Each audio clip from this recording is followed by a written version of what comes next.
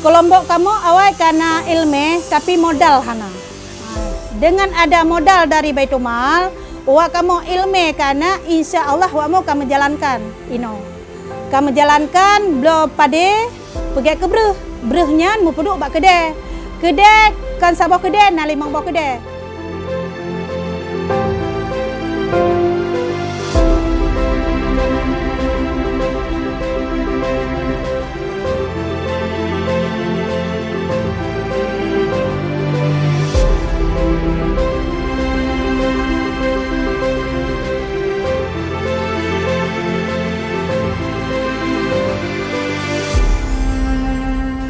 Itu sangat memanfaatkan awak kamu urung kampung, kelompok dalam urung-urung lingga.